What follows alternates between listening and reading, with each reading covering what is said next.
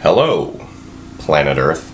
Welcome to my YouTube channel. We're at IDK, my BFF Jill 730. My BFF Jill 730. I'm Preston L. Young, wishing you warm salutations and congratulations. As always, you've made your way to the Buffyngton Post. It's been a long time. Today we're here to talk about how Buffy Season 12 has been announced. It's a thing, a very real thing. And it's also the end of the fucking world. Seriously. Here we go. You ready? Welcome to the coming apocalypse. Evangelist and pastor Paul Begley will take you on a journey into the end times prophecy. He'll examine current world events and explain how they relate to the end times. For decades, Pastor Begley has provided people all over the world with an understanding of today's world events from a biblical perspective. Now here's your host, Pastor Paul Begley. So, I think it was Tuesday, I got a message from longtime subscriber and commenter and Buffyverser Ken Miller. He said to me, I'm very worried about the fact that we still haven't had an announcement for Season 12. And I just kind of dismissed it. I was like, yeah, I know, it's weird, but I just figured we've got this Giles book coming out next week, and it's all going to be hunky-dory. They'll make an announcement in the back of the book. Or they won't, or they'll announce that, like, they're not gonna do a Season 12 or something, right? But, so I just wasn't worried about it because, again, we had the Giles book coming out on the 28th, still to come. So, I was just, like, looking forward to the Magicians that Wednesday night, etc. So, the following day, I'm at work, just doing my thing at work. And I check my phone and I've got a tweet from Diana Navarro, who, by the way, like, thank you, Diana, you put me in the know. And the tweet that she sent me said, "This is a big deal." And I read the headline and it was gorgeous. It was a gorgeous headline. Exclusive. Joss Whedon returns to Buffy for Season 12. Are you fucking kidding me? I started dancing. I was like, this is my life. This is the world that I live in now. We've been like 10 years into the comics. I'm like, whoop-de-doo, Joss is back for Season 12. It's gonna be off the chain like a freed slave. Like, everybody's happy, right?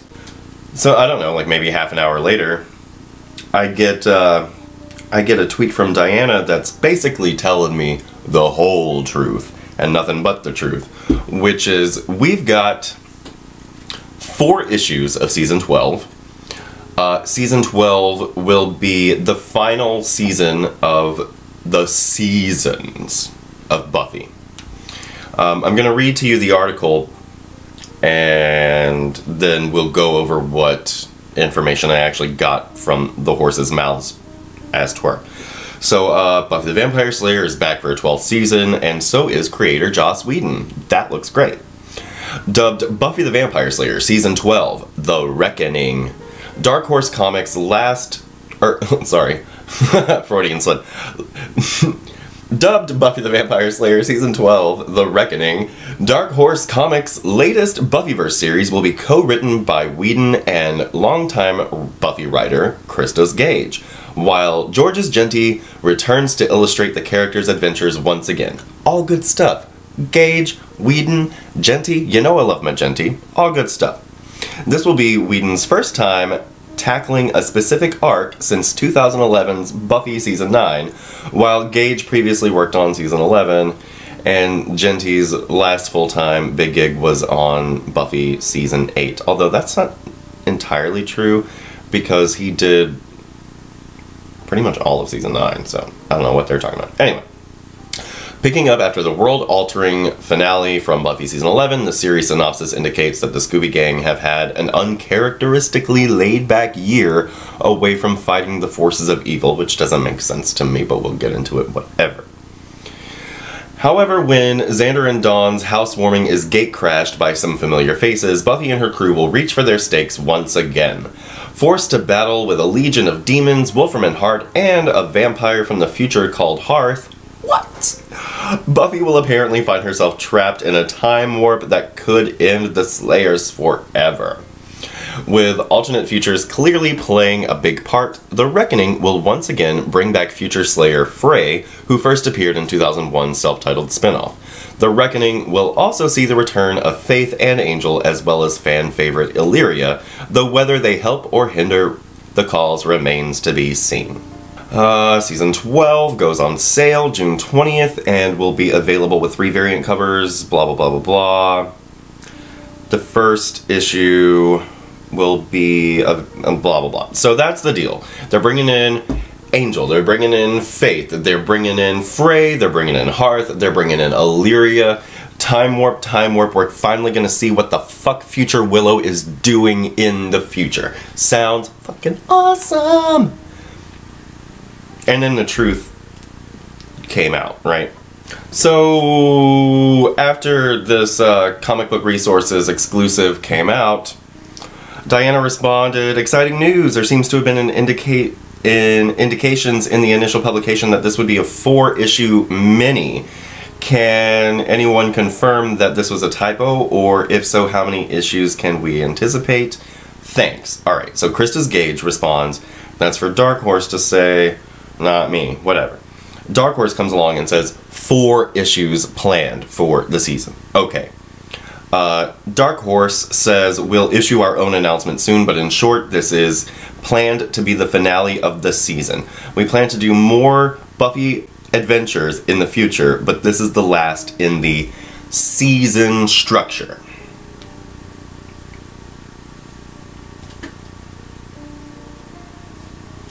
Okay.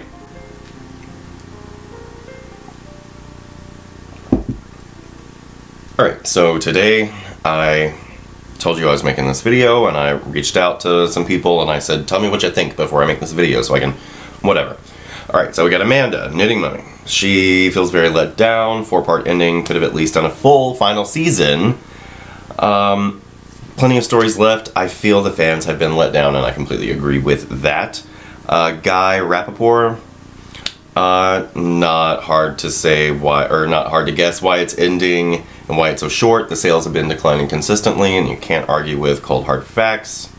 And Diana comes back with a very, smart point. If they had marketed as the end of Buffy, they could actually see a spike in sales because of just the fandom, and the fact that Buffy has its own fandom doesn't take away from the fact that people know what and who Buffy is, and the Buffy property, and so it is a big deal. Even if you're not into it, you might want to have it just to have it if you actually marketed it that way, and I think that's a brilliant idea. We've got Maddie, who says, how come Comic Angel has to be punished by, not having his own journey and his own, ending season, and he has to be thrown back in there with Buffy. And to that I say, yeah, especially if we've only got 4 issues to suss all of this out. I don't know why we only have 4 issues. I see what Guy is saying, with the money and the not making it, but I'm on Diana's train. It's a property, and you have not necessarily a responsibility, but you definitely have an opportunity to give your audience something that you believe in, and that the audience can therefore grab onto. But anyway, here's what I think. I think this is dumb. I understand the financial element to it, I really do. But the punchline for me is, we've already had the end of Buffy. It ended. In season 7, it ended. And as Guy points out here, we were so lucky that season 8 happened. That doesn't happen. And that it was officially canon, stamp it, signed, sealed, delivered, it is the continuation of the story. That's great. Yay for that. And so the fact of the matter is, they already ended it, and bringing it into the comic books was to say, it never really ends. It doesn't ever have to end. We can draw these people, we don't have to pay them. We can literally just draw them doing whatever the heck we want forever. It doesn't have to end. And that's the thing. Because the thing is, we had Buffy comics before. We had Buffy the Vampire Slayer comics before, but I didn't read them because they didn't fucking matter. They didn't matter. They weren't canon. So, like, why was I gonna read something that wasn't actually a part of the story? Like, I'm not a fan fiction, like, fan. Like, I'm not here for the fan fiction. So, when Season 8 was announced, and it was going to be the official continuation, that's the reason that you pick up a Buffy book. And I feel like them saying it's the end of the season structure is a bunch of bullshit. Because the fact of the matter is, the reason that we have the season structure is to let you know what the fuck order you're supposed to be reading it in, right? Season 7, Season 8, Season 9, and there you go. And so for them to say that they're abandoning the season structure strikes me as we're just going to start making Buffy comics that aren't canon and that you don't have to read because they don't matter. And the last time I did that, it was Buffy the high school years, and it was terrible. So I think that what they're trying to do is open up the brand, but I think that what they're doing is not realizing that the people who enjoy this brand don't want a bunch of stuff that doesn't actually matter, that doesn't hold weight for the characters that we know and love and, like, are. Because you can have all of this ancillary bullshit, but who they are gets to be here, and the canon comics of the seasons weigh into all of that. Like, they count, they matter, they are. And this other stuff doesn't matter to me. I don't care. Like, it's not for me. I'm not your target demo. I'm somebody who is invested in these characters and in this story and in this world. And so I think what they're doing is they're just going to kind of open up the world and give themselves space to move around in. And the thing is, it's like, they're bringing Joss back. Okay, to finish it off. And my thing has been for a while now, like, Joss really hasn't had his hand in the cookie jar, like the article said, since Season 9. And whatever he's doing behind the scenes isn't enough for him to actually come in and write an issue in, like, 4 years. So why are we suddenly so concerned with Joss and, like, him coming back to finish it off? It's like, it goes back. We could keep doing this forever. We could keep doing this forever, and we don't really need Joss anymore. I feel like that's, like, kind of like super sad writing on the wall. It's like, we don't need you anymore. Like, people get this world that you've created and have, you know, made it work for what they do in the comic books. And so, I don't know. I feel like we should have seen this coming, just because of Time of Your Life in Season 8 and how they really wrote the comic books into a corner. You can have Frey, right? And you can have the Frey book and have all of this mystery around how her shit gets to where she is. But introducing Dark Willow into Frey's storyline really creates this corner that we've been trying to figure out how to get out of, because, like, whatever happened, like, the future happened this way, or I guess happens this way since it's fiction, but I guess since it's the future, like, will have happened this way in time travel, whatever. So they're bringing in Illyria. I bet they're just gonna leave Nadira hanging on the wall. They apparently are leaving Gunn and Connor hanging on the wall.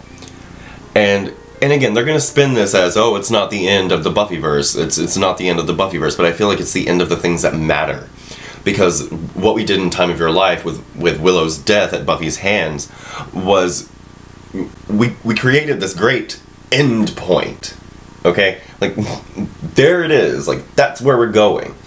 And so I feel like it's fine to address that and keep going after Season 12. Like, let's figure out what that thing is so that we don't really have to wonder about it anymore, and then just, like, keep going.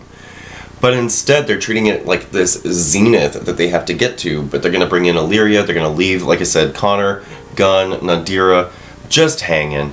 They're probably going to leave Drusilla hanging. They're probably going to leave Gwen hanging. They're probably going to leave Sophronia and Lavinia hanging. They're probably going to leave Andrew hanging out in Italy. What the heck? Like, it just seems so sad. And not like, oh, I feel so sad about it. It just seems kind of pathetic that we're only getting 4 issues to basically wrap up the Buffyverse and tie this neat little bow around all of the mysteries of Time of Your Life. And like, don't get me wrong, I want those mysteries solved, but I kind of wanted them to slowly introduce those mysteries over seasons and seasons and seasons. And so like, by the time you finally get all of the clues, you turn around and it's like, I don't know, another 10 years later and you're like, oh shit, all of these pieces of how like Frey's timeline came to be are finally like being put together, and you can like have this great big like, what the fuck moment. And it's, but, and that's what I like, even though that's what I would like, I can understand them not wanting to have to be slaves to that idea the whole time. I really get that, but you can do this and then move on. And maybe that's what they're actually going to do, but just the idea that they're saying that they're abandoning the season structure, it tells me that what they're doing from now on doesn't necessarily matter. It won't matter after season 12. It'll be kind of an Elseworld story, kind of a fan fiction, kind of like what they used to do with the Buffy property. And they won't be getting my money if that's the case. Like, that's the punchline. They can't have my money if it does not matter. I read Buffy the High School Years. It's stupid. It doesn't matter. I'm not going to spend any more money on it. Because I have a brain. And it just goes back to the problem that the comics created for itself. It said, hey girls, you're all slayers.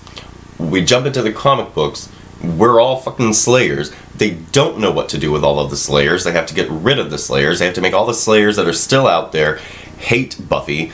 But then they throw this monkey wrench of Billy the Vampire Slayer. What are we doing with him? We don't know shit about the Slayers of Deep Scan, for real, for real. We have all of these Slayers out there in the world, and instead of actually using the book to make the world bigger, they put everything again on Buffy. And I realize, like, Buffy's who we're here for. But if they had opened up their world and created more and more diverse Slayers, you might have been able to grow your audience just out of that. And we wouldn't have to be ending the book 10 years later. So it's a whole mess. It's not rated P. I do not approve. And it's super shitty that we're losing Buffy all over again when the whole point of having the comics is she doesn't ever have to go away, guys. And so I'm just super pissed, and I've got a bunch of content that I need to get out before June 20th, it turns out. However, we will be here just this very week with Giles, the miniseries, number 1. That's going to be out on February 28th. I'll probably get to it either on Wednesday or on Thursday. Like I said, my Magician's obsession is going to like break into my Wednesday time, but I might just stay up and slave over it overnight. So that's pretty much all for today, you guys. I hope you're having a great 2018 so far, everybody. You can come right back here to the Buffyngton Post. I'm Preston L. Young, and you can come back anytime for Buffy the Vampire Slayer reviews, but not for much longer. Buffyverse discussions, Angel and Faith reviews, Angel and Illyria cruising through time reviews, discussions on the other Slayers, and more. Stay tuned for those Westworld reviews. Oh, that's going to be happening very soon. Westworld Season 2, I'm so excited. But yeah, have yourself a great day today. Let me know, oh yeah, let me know what you think of this entire fucking mess in the comment section down below. Yeah. Have yourself a great day today, and we'll see you next time. Bye. Welcome to the coming apocalypse. Evangelist and pastor Paul Begley will take you on a journey into the end times prophecy. He'll examine current world events and explain how they relate to the end times. For decades, Pastor Begley has provided people all over the world with an understanding of today's world events from a biblical perspective. Now, here's your host, Pastor Paul Begley. Okay. My BFF. Joe? 730.